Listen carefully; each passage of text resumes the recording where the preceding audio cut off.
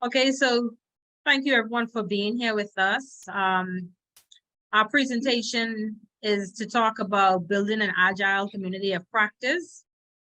And like Nelu said, she gave us such great introductions. I don't think we need to really introduce ourselves again. It was fabulous. So we're here representing the Bahamas Agile and Project Management community, which is the first and only agile community of practice in the Bahamas. And we could advance to the second slide. This is just an agenda of what we plan to cover in this presentation. And we cannot start anything without saying where we were birthed, our origin. Then we're going to tell you about our vision and mission, about the team, some basic requirements for starting a community of practice, if that's something that you're interested in doing. We wanted to share with you our successes, some stats, our challenges, some lessons we learned along the way, and a little bit about our plans for the future. And if Omar would go back, I think Omar is sharing, right? Omar, if you'll go back, what you're seeing on the screen is our logo that we came up with, and we're also wearing our shirts. And you'll hear us talk later on about the importance of branding. So this is our brand, and this is how we represent our community of practice. So to talk about our origin is to tell you that I joined this community of practice, which I knew to be the South Florida Agile Association, in June of 2020 during the pandemic. And I like to tell the story about how when the pandemic started, I was totally lost, like many persons who had nowhere to go, nothing to do, and was in total lockdown. So I did something that was probably out of the norm for myself, but probably many of you did the same thing. I turned to Netflix and I binge watched The Walking Dead for like 3 months. So I actually did not have a plan for my life. I was bored out of my mind, could not go anywhere, and lockdown was a total mess. So I just paused everything, and I felt like, okay, this was productive for me, until I decided, hey, this can't be right. Like, I'm not learning anything from watching these zombies. I am not advancing at all. I don't think an apocalypse is ever going to happen. And what am I learning from this? This is teaching me absolutely nothing. So when I got that email in my inbox talking about this meetup in South Florida, I'm like, let me just check it out. So June 20th, 2020 was my first time attending a meetup with the South Florida Agile Association.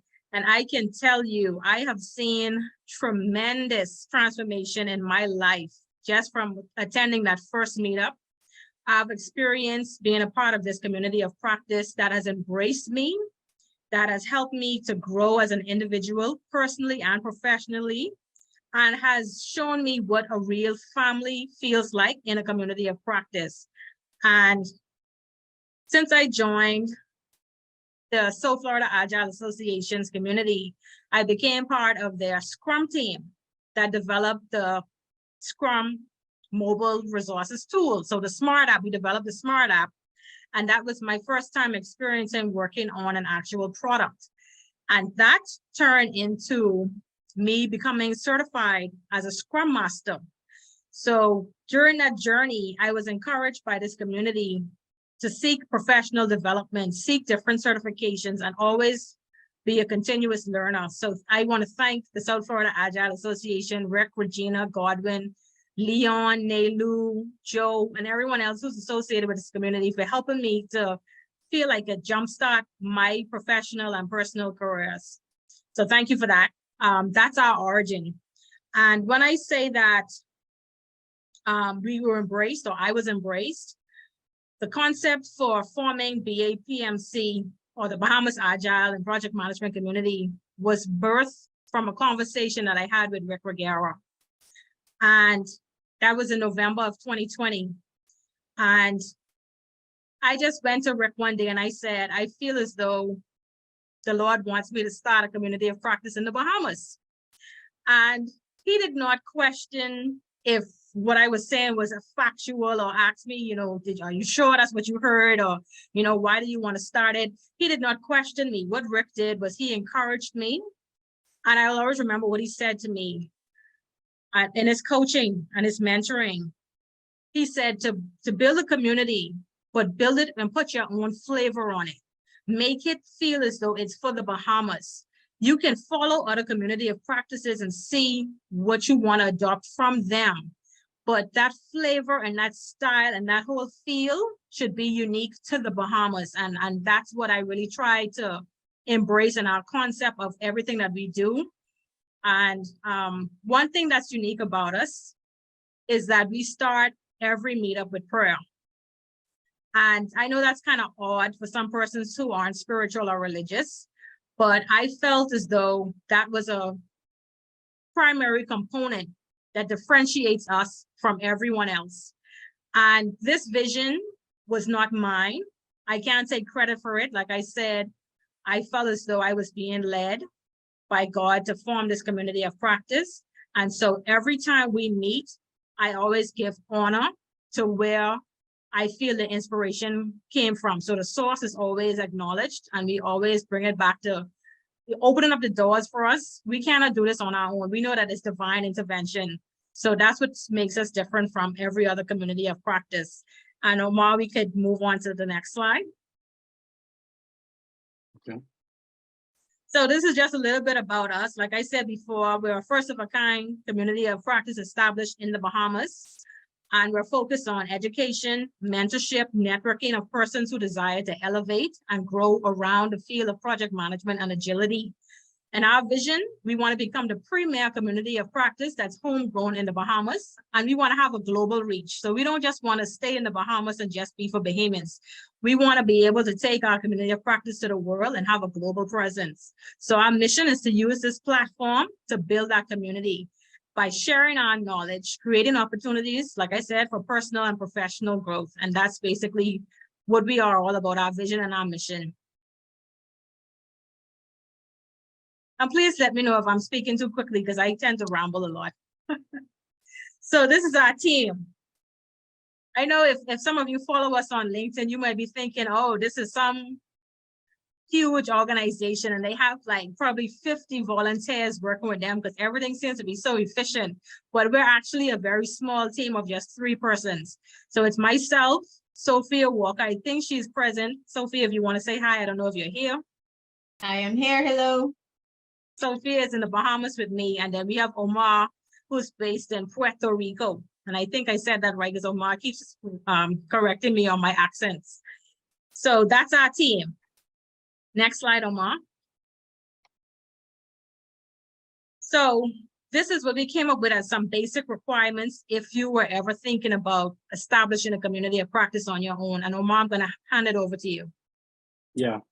So thanks, everyone. Good evening. Before I get into the basic requirements, like Andrea, I also have to thank SFAA. In my case, I continued part of my Agile journey here. I took my first SAFe classes with Regina, both my SSM and my POPM. Then I went to Master Marcelo in the Kanban world, which is my most favorite world in the Agile space that there is. And then Rick, along with the different coaches, allowed me to create our Spanish group within here, which was Somos Agile. And aside from that, I did help out in some of the Saturday sessions, which I have to admit that now, hearing about it and seeing what we did in the past, I kind of miss it. So it was thanks to those opportunities that were given to us that we have to thank and say that most of the ideas are things that we saw here, we've tried to implement elsewhere in our community. So Rick, Regina, thank you for those opportunities. To the team who's been supporting us throughout the way, thank you as well. So now going to the basic requirements here. One of the thing is, if you want to build a community practice, you have to know what you're going to do. It's not, I want to build it. Anybody can build anything, but you need to have a purpose.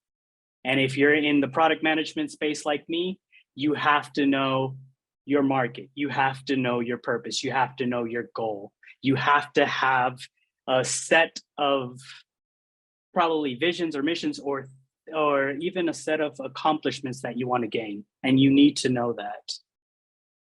Once you have that, establish your brand for something so small.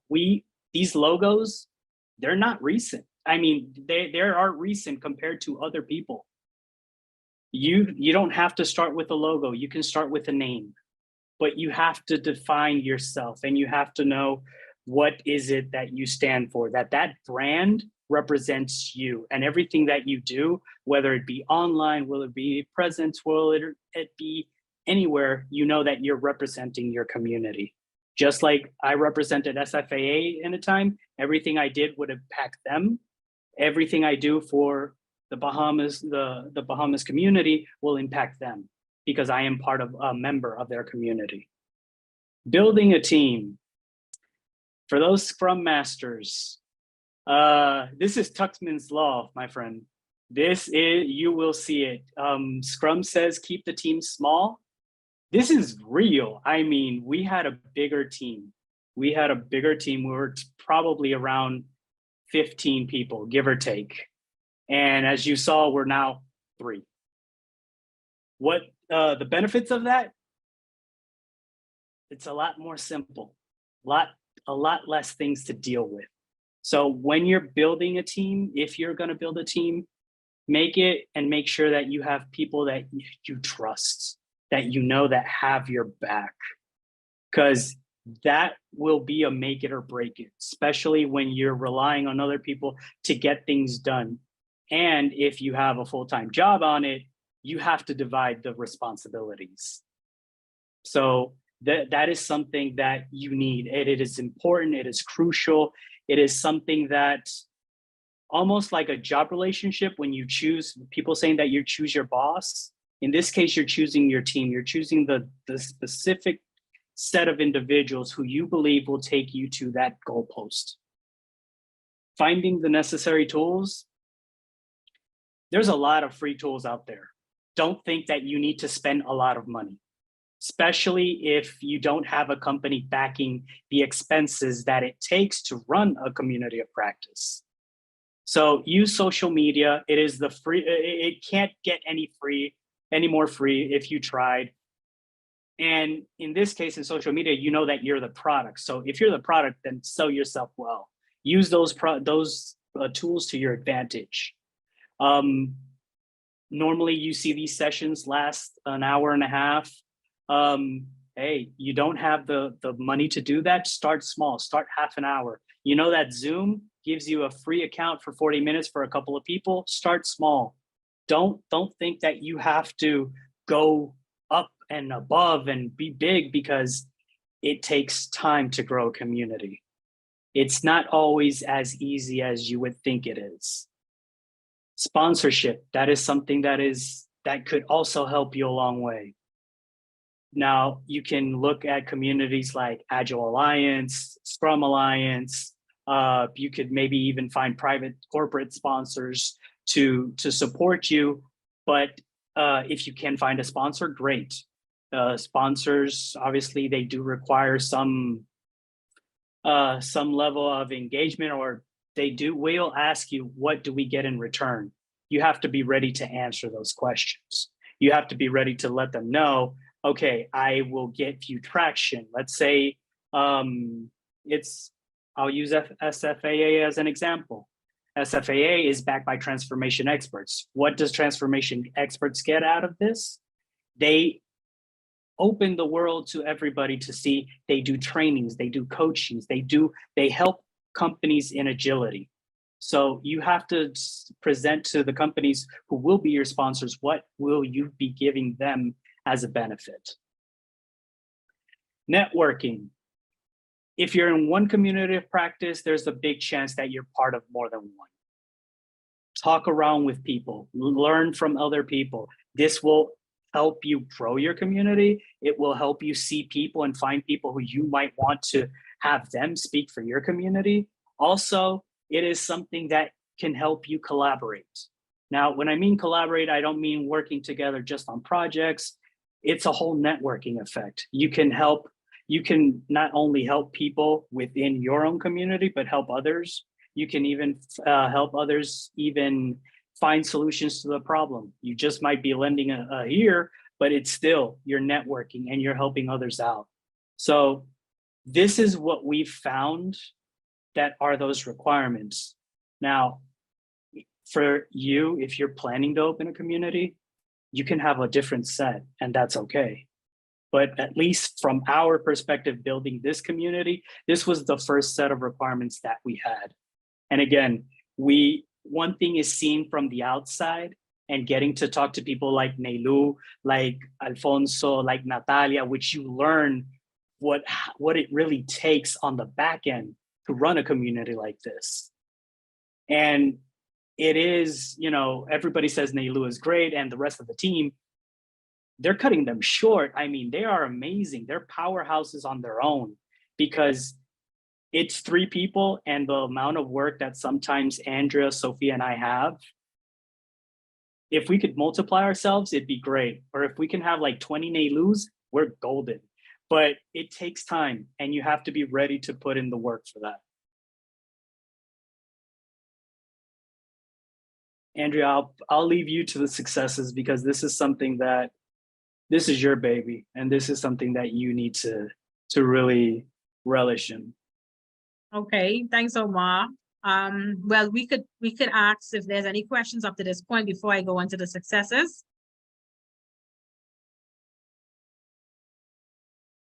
Okay, that was the 4-second rule. So basically, when this community of practice started, it was funded solely by myself. So all of the costs that we incurred from the start up until we got sponsorship from the Scrum Alliance was out of my pocket. And I did not feel any kind of way about it because I felt like this is something I wanted to invest in. And this is something that I wanted to see come to fruition. So I was willing to do whatever it took. So not only was I putting in the funding, I was putting in all of the effort until the team came together. So we got funding from the Scrum Alliance in January of 2022, which was 6 months after we were formed. And now we're seeking, in addition to sponsorship from Scrum Alliance, we reach out to corporate organizations and we seek quarterly funding to help us with the administrative overhead costs. As far as community outreach, this community of practice was formed, like I said, during the pandemic. So we've been virtual from conception. But since the pandemic seems to be over, we're starting to now come out and do more in-person events. We had our first in-person event in November of last year. And then we had a hybrid event just March of this year. And that hybrid event, we ran that in conjunction or collaboration with the University of the Bahamas and also the American Corner. And we had a session with the Bahamas Technical and Vocational Institute. So we've been getting some traction on the ground as far as once we go out in person and we tell persons that we exist. And that has been rewarding for us because we've been getting some publicity from it. So we've been in the news, we've been on radio stations. We did a session with Spence Phillison. He's a well-known broadcaster in the Bahamas. He has television, national television and radio stations. So we went on his show, Immediate Response. We've also been on Beyond the Headlines with Shanique Miller, which is another news station. And we also were on The Hit Back with Nahaja Black, which is a radio station, and she also live streamed. We also had an article about us that was in one of our local newspapers, where the Bahamas Technical and Vocational Institute said that they were collaborating with our community of practice, and we're still in communication with them as far as how they want us to partner with them, which should be happening, I think Sophia said in the fall session of this year. So basically, we've been getting out there, we've been getting publicity, and we've been getting support from the Bahamian population as far as them becoming more aware that our community of practice exists. And as far as the range of our reach, I've been doing a lot of public speaking events locally and internationally and talking more about project management and agility, and that has been bringing persons to our community of practice. I've been very active in social media as far as LinkedIn posts, Facebook, and all these other things. So all of this helps us with our range of reach. And that's just some of the successes that we wanted to mention, but I know that there's a whole lot more that we did not mention. So what's our next slide? So here's a few of our stats. Like I said, we had our virtual launch party June 1st of 2021. And since then, or before then, actually, before I started the community of practice, I sent out a survey to try to gather an idea of how many persons in the Bahamas had project management or any agile certifications. And from that survey, I've had over 200 persons respond. And those were the persons who I sent an email to and initially invited to join the community. And then we also did 2 focus groups. Rick and I held 2 focus groups where we kind of gauged the attendees in those sessions about what they would want to get from the community of practice. What do they think they can contribute to the community of practice? And it was like just a time for us to get some information gathering and do pre-research before the community was actually formed on June 1st, when we had our launch party. So when we did have the launch party, we had 3 speakers. Ricardo Miller, who's a Bahamian living in Texas. Godwin was one of our speakers. Hey, Godwin. And also Coach Leon was our next speaker. So we had a good representation of speakers, and it was a really fun party. We had games, we had prizes, and it was just our way of kicking off the community and saying we're here. So since then, we've had 31 sessions. We've had 35 speakers because we had 2 sessions where we had multiple speakers. Our followers or our members on Meetup is now at 732. We have 465 followers on LinkedIn, 143 on Facebook. And I also have a WhatsApp broadcast group that has over 200 persons in that broadcast group. So as you can see, in 2 short years, we have grown, we're making progress, and we're steadily growing. And this testimonial that's on this slide, this was actually from one of our Meetup attendees. And he's based in Pennsylvania. And he just made a comment about how it was so nice that we started with a prayer. Because sometimes I would question us having the prayer, but then when I see persons are responsive to it in a positive way, then I know, that's our staple, and that's what differentiates us, like I said in the beginning. And this was just a statement that he made, and we use it as a testimonial on our social media with his permission, of course. But that's just letting us know that even in America, persons do appreciate the fact that there's some spirituality. And he's saying, especially in the current political climate, those are his exact words. So next slide, Omar. Oops. No, here we I'll go. skip a couple slides. All right, this is your slide, Omar. So one of the challenges, and this is alluding to the requirements, one of the challenges that we faced was, as it says there, a shared vision with the team. Like I said, we started with a very big team. Unfortunately, when you build a team, you have to take into account culture.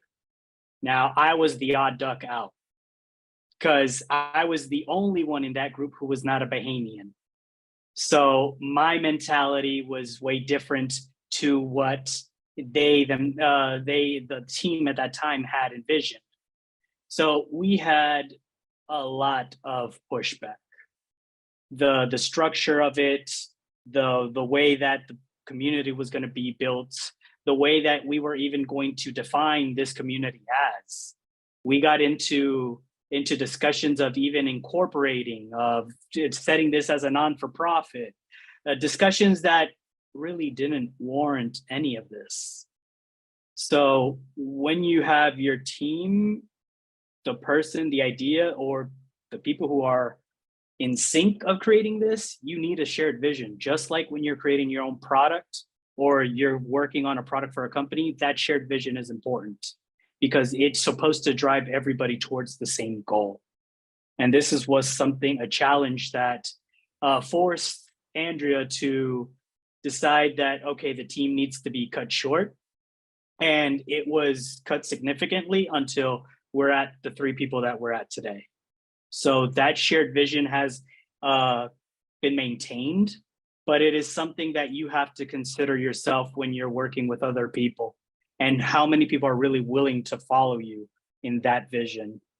Attendance, this is something that it does really fluctuate. Now, don't judge by what you see on Meetup. Don't judge on what you see on LinkedIn. You will probably see and get excited when you see, oh, wait, there's 100 people signed up. Guess what? 50% of that are actually going to come to that session. And that's if you're lucky. Sometimes less than that, maybe 40%, 30% of that will come on. If you're lucky enough to have your own website and Meetup and probably any other venues of communication to spread the word out, then you'll get specific percentages depending on the tools that you're using. So don't think that just because you see 50 people are going to go. It's just not real. And it happens to the best of us. Getting people to return. Something that you see, people might return for 1 or 2 sessions, and then they will disappear. That is something that why we really try to aim to get feedback from from people who come see us, because we want to know what we did well, what we didn't do, and what we can do to improve. And for those with your Scrum ear turned on, I'm talking about a straight up retro within our sessions right there.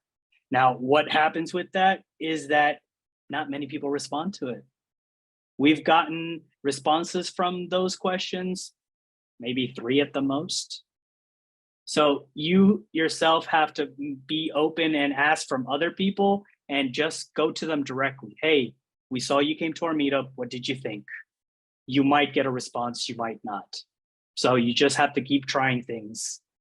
Another issue or another challenge, sourcing speakers. One thing is you can have a speaker lined up. Life happens. You can have people cancel on you. Andrea and I, to give you an example, Andrea and I were supposed to present to you guys next month. And we were flexible enough that we presented earlier because SFAA suffered a cancellation. So this is something that is real. You need to have plan A, plan B, plan C. Also, depending on your focus of your community, make sure you have, if you're just gonna be focused on a specific topic, then make sure you have speakers that rely on that.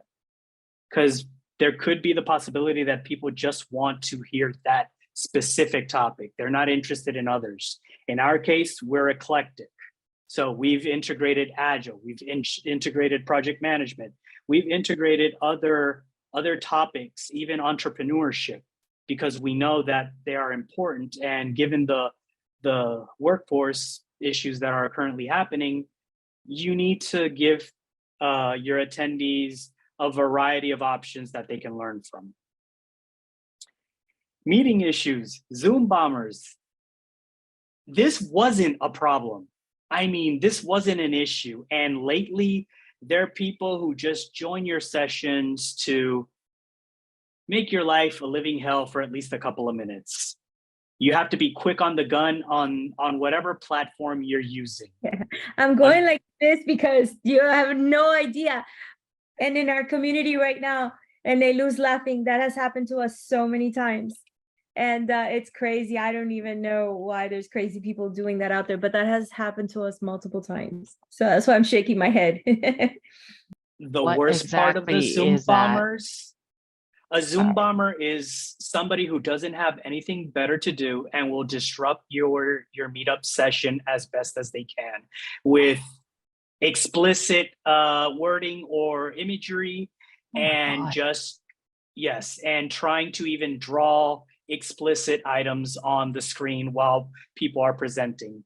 The worst part of that, we had a Zoom bomber in our hybrid event, which was hard as it is. So this is something that you have to be worried about when you're going to put out your meetup links or your LinkedIn links, please beware. In the case of LinkedIn, if you're doing a LinkedIn audio, I don't even know how you're going to solve that. But in the case of Zoom, have somebody on the ready to kick them out and gracefully apologize, because it's not your fault. It's just somebody who has nothing better to do. Another thing, in-person meetups. We're in the Bahamas. So, or at least Andrea's in the Bahamas. I can't fly out every month to go in for a session. And even though after the pandemic, I think that some of these sessions have kept being online for a good reason, because then you can garner more people going out there. But it's still a challenge because there's Zoom fatigue. And if you're on Teams, you're on Zoom, it's like, oh no, not another session. Like, most people will turn off their cameras. I don't want anybody looking at me. So sometimes even that could be a challenge itself. And attendance is also another thing. Not many people want to go into in-person because, again, it's more work that you have to do, but it's challenges that you will face. It'll make you either pivot or continue to doing what you're doing. But each of these challenges just force you to look at your community, look at what is it that you're doing? Is it worth still doing? Do you have to even remotivate yourself? Because all these will make you question yourself. There's no doubt about it. When you don't see your community going to or growing as you had expected, it is something that you have to yourself say, okay, am I okay with this? Let's continue. So these are all things that I don't think they're particular to our community. I'm just speaking to the challenges that we've faced.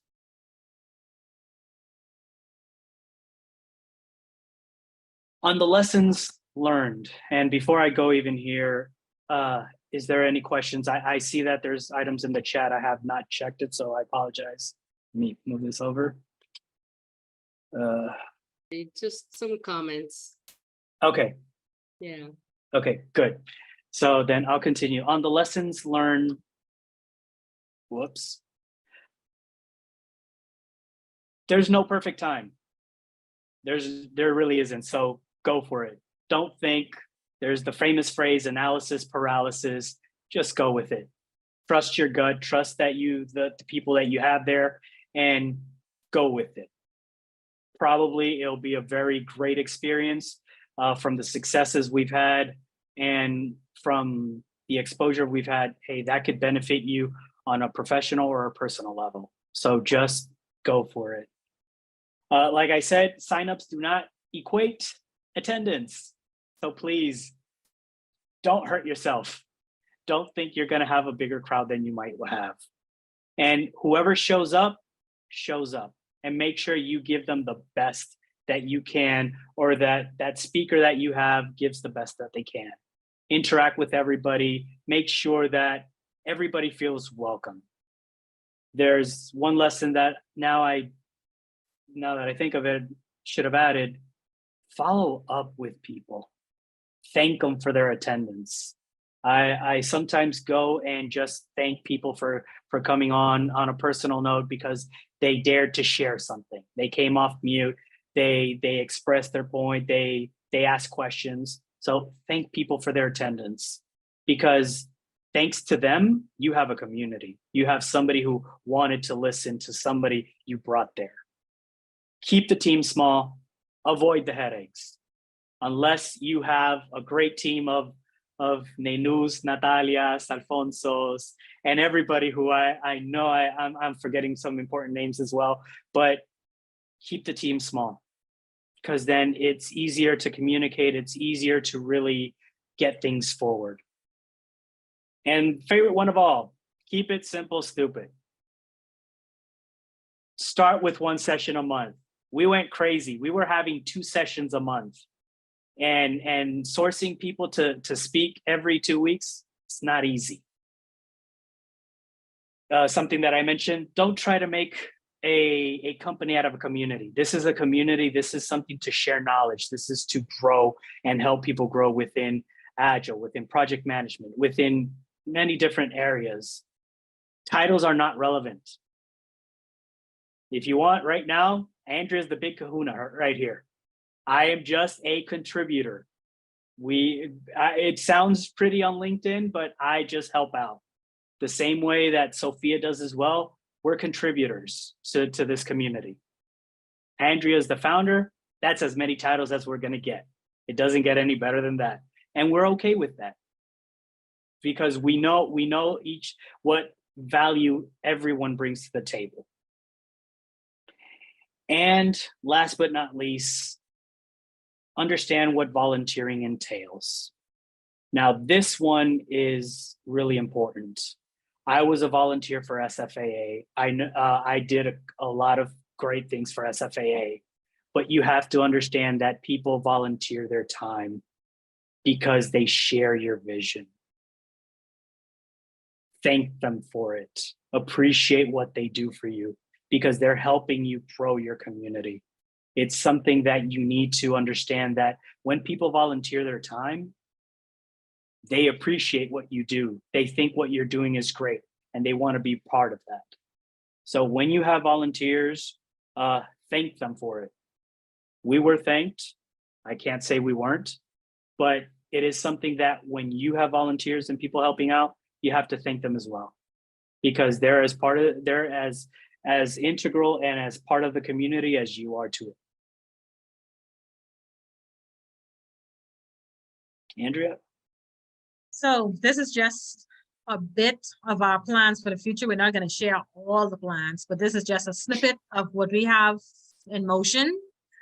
We want to expand our reach. We want to grow the community. We want to focus on sustainability. We want to be around for 10, 20 years from now. I may not be the founder or leading the charge, but I want a community to go on even in my absence. So what are we doing to focus on sustainability? We're trying to boost local awareness. We're trying to get more Bahamians involved, which is a challenge in itself. This community was built by a Bahamian for Bahamians. And the response has not been great because 80% of our attendees are foreigners, not Bahamians, which may be a shocker, but that's the reality. So right now we have a small following of Bahamians, but we want to grow on that. And how we're going to do it, I have to be more active in the community in person, not virtual. I have to be more active in person. So I'm thinking about having micro projects like lunch and learns at the local universities, meeting persons at their offices, having conversations with project managers and project management teams, doing more media appearances, probably doing some print articles in the newspapers, going on radio stations, going and doing television interviews, going on some of the morning shows. It's different ways that we could boost awareness, but people don't buy into you if they don't know you exist. Like, why would I support anything that I don't even know exists?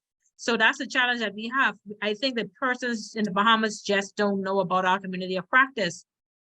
And if they do know about it, they don't know about the benefits. So it would help if we had like testimonials, case studies about persons who probably gained something valuable from being a part of this community, and they can come back and say, you know, I got this from here. Like I could say my whole Agile certification journey started with the South Florida Agile Association.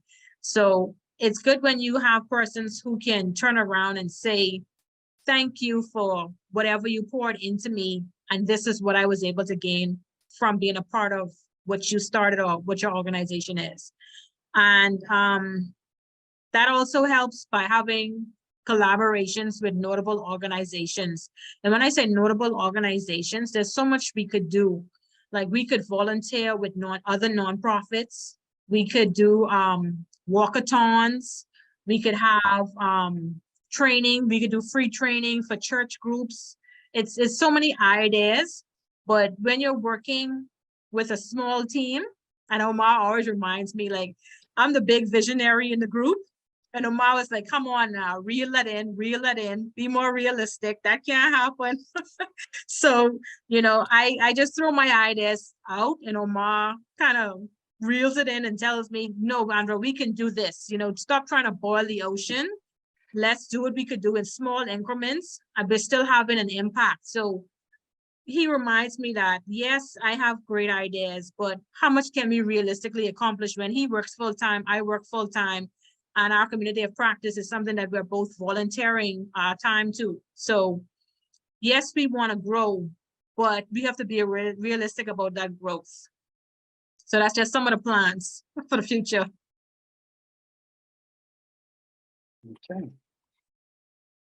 So right now we're gonna give you guys a break from hearing us ramble, and we're gonna ask you for some help. If you had a community of practice, what would you try to do to attract more people to come to it? And we would like your help, and Nelu, if you can, just for at least 5 to 8 minutes, break people out and see what they can come up with. Absolutely. So first thing I'm gonna go ahead and do is close all the rooms, right? I'm closing all the rooms and I'm gonna go ahead and recreate them. I'm gonna assign them automatically, okay? Okay, so what do you think? 4 participants per room is okay? Yes.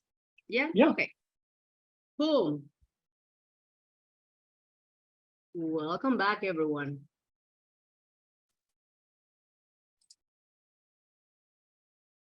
Welcome back.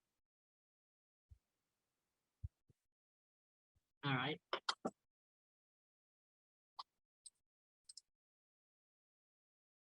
So thank you so much for taking time and going into your breakout rooms. And would you like to share with us what you discovered when you had those conversations? Paul, I'll go if you want me to. Hi, Andrea. How are you? Hi, Michael. I'm good. Excellent. So in our group, I think we were room 5. We talked about identifying people who are natural networkers who are enthusiastic about one's group to spread the news and try and encourage people to come along. So influencers, basically. Offering something in return is a good idea. So the things that you're doing already, which is free training where appropriate, and finding good speakers and relevant topics, and making your meetings a place where people can not just socialize and stuff like that, but actually learn something. And we also thought that the SFAA model is pretty cool. So yeah. A couple of things. Yes, thank you for that, Michael. Those are really good points. And I did Cool. write them down. Cool, I saw that. The other thing is finding volunteer nonprofit organizations, so forth, that your members might be interested in going out and teaching them about agile and project management, because they're also often consuming services and they don't really know how to interact with the technology people that they're interacting with and buying the services from. So in that way you can find some converts, grow some people, and also it creates a real engagement for your community because they're involved in volunteering for the things that they really care about. That's a good point. Anyone else want to share?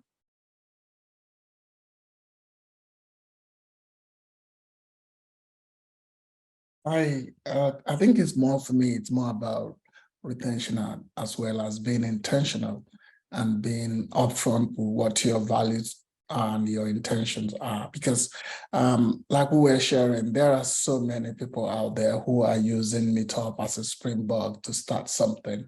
And they do not tell people what their value propositions are. They don't tell people what they want to intend to be.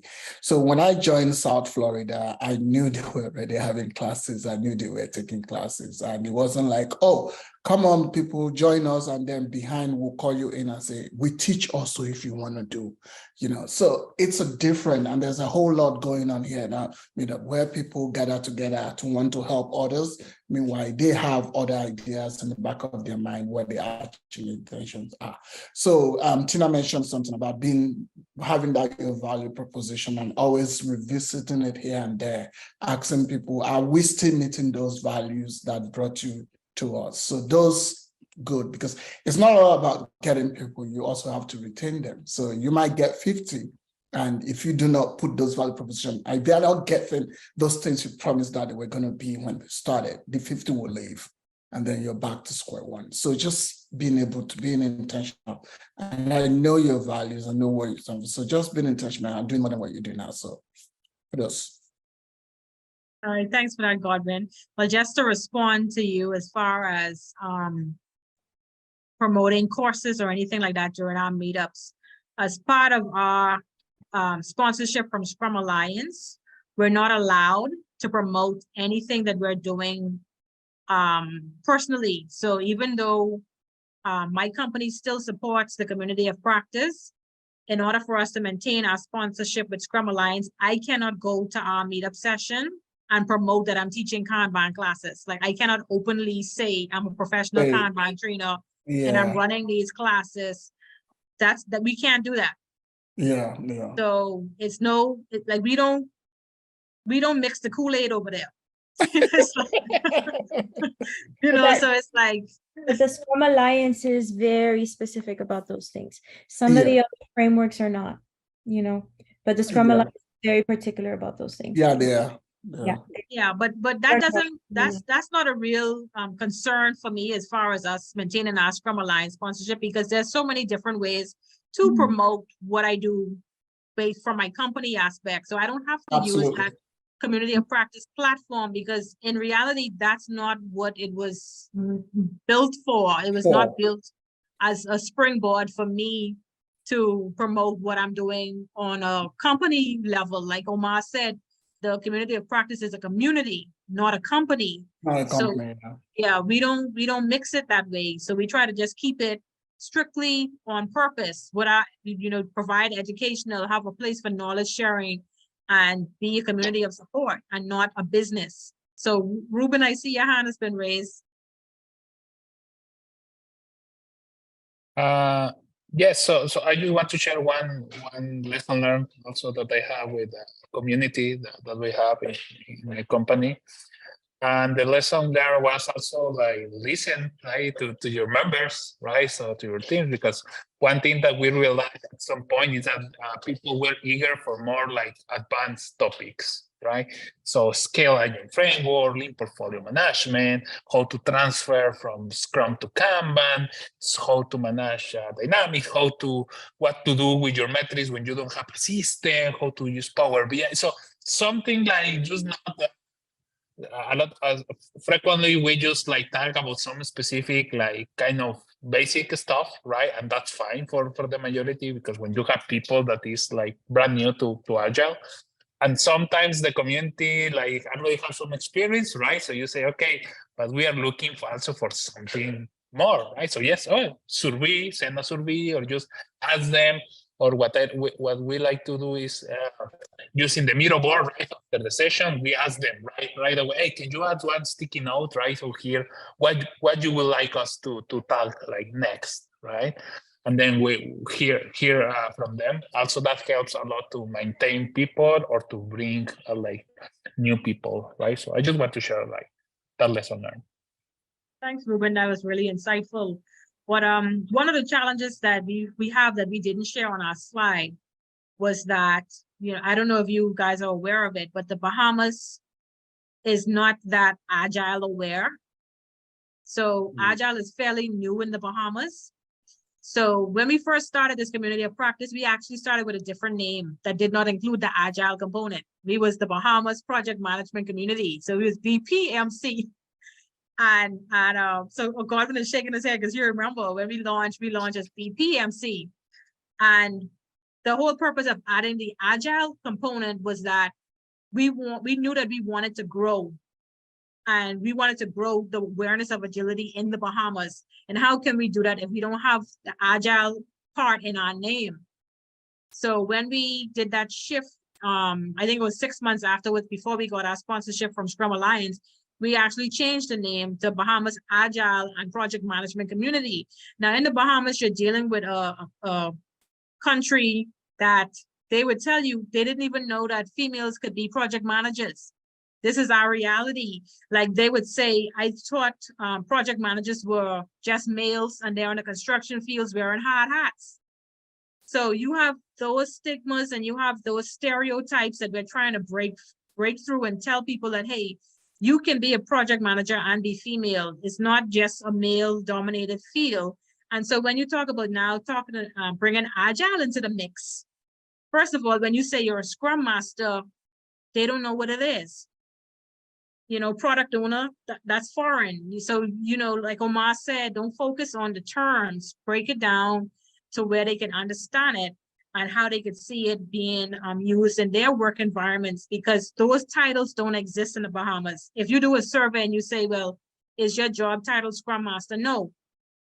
Is it project manager? It may not even be a project manager. They go by so many different titles, but they're doing project management work. They're doing agile work, but they just don't call it that because they don't really know the formal terms.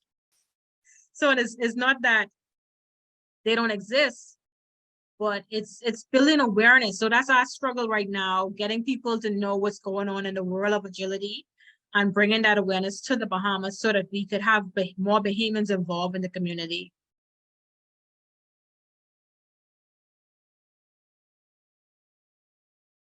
Do we have any more questions or comments, feedback? Okay. Hi, Rick, you missed the whole thing.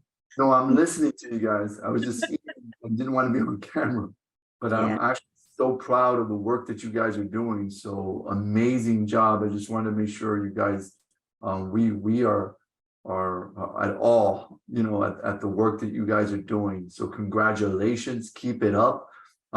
It is a grinding thing.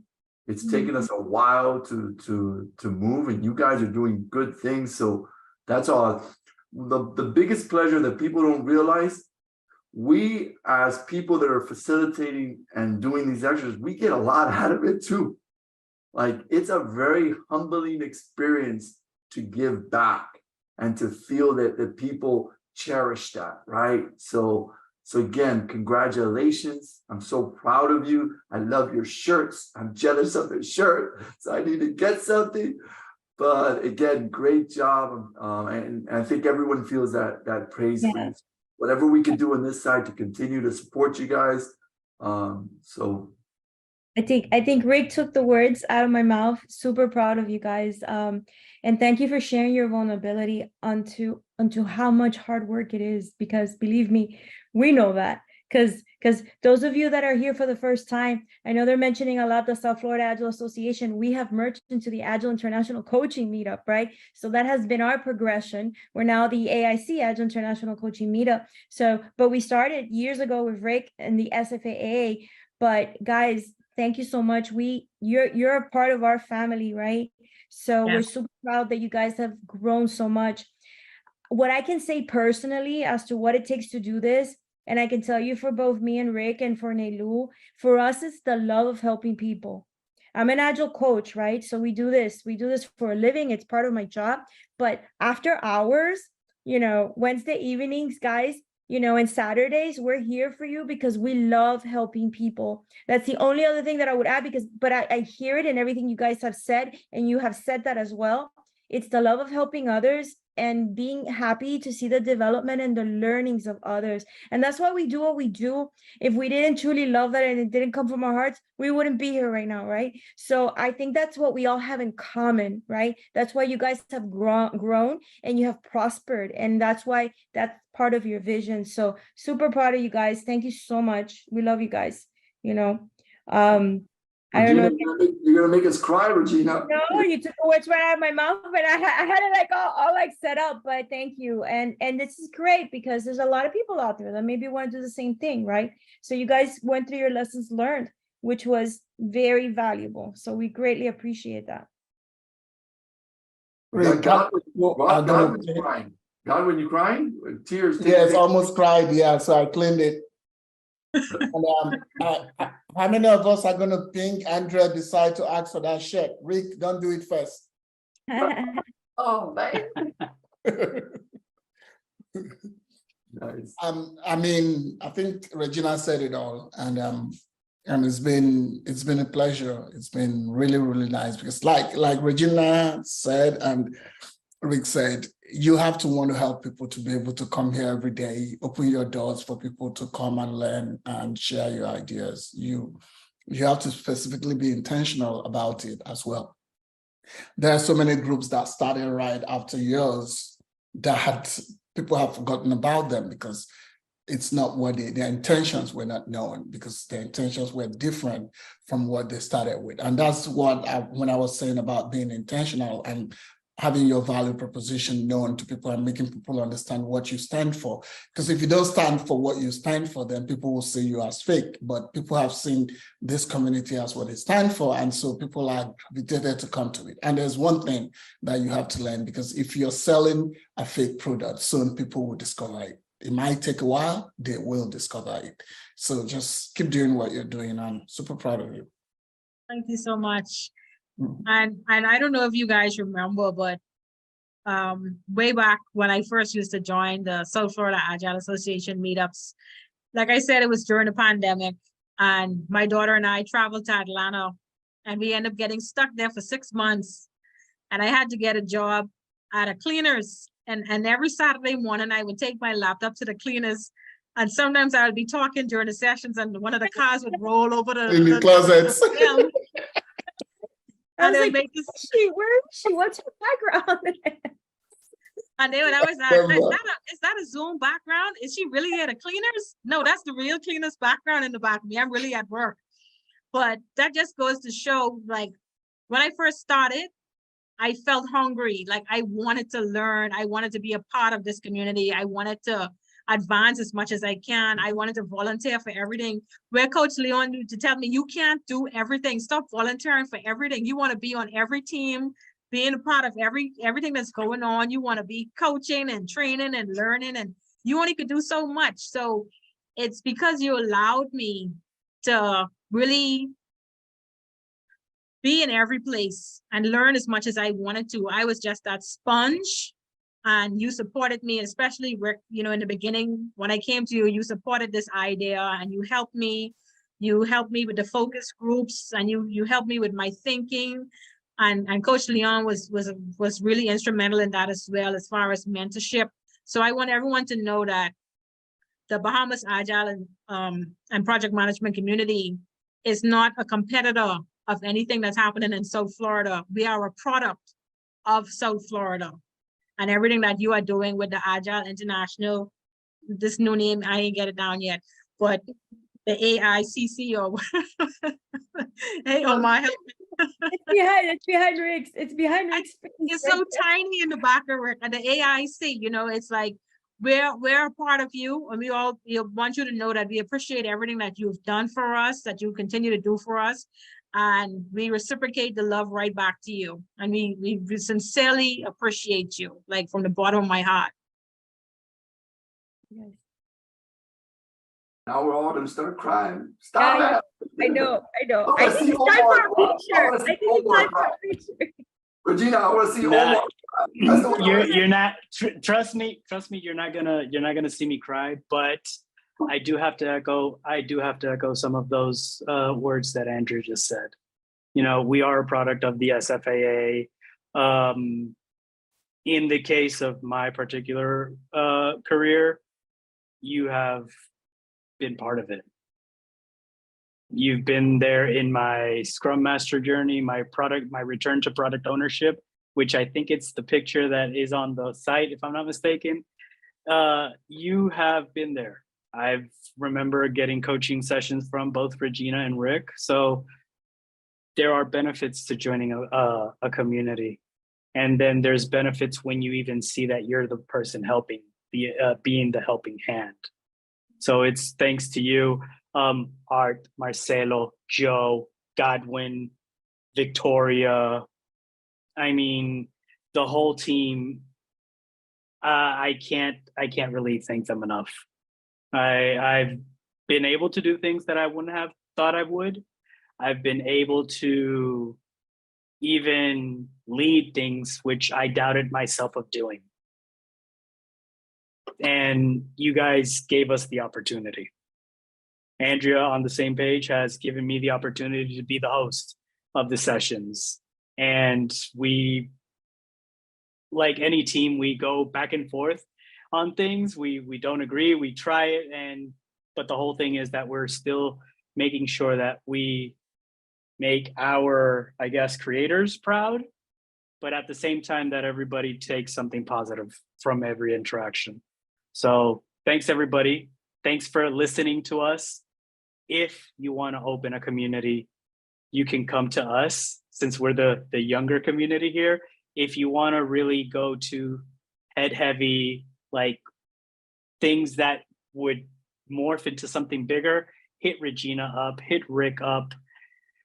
Andrea and I even participated in the first, actually in the first two conferences. I know that we helped out to get those running, so we know the work. We're not making this up out of the blue. We've been part of big teams, so we know what it takes. Feel free, if not, volunteer with your community. Go to Rick, go to Regina. I would like to say I want to do this. I would like to do this. What do you think? And make sure that there is a benefit for both of you, because it helps both out. You're helping your community and you're helping yourself at the same time. So don't be afraid. Like I said, don't think, just do it. You can only learn out of this. That is the main thing you're going to get out of it, a lesson and improvement afterwards.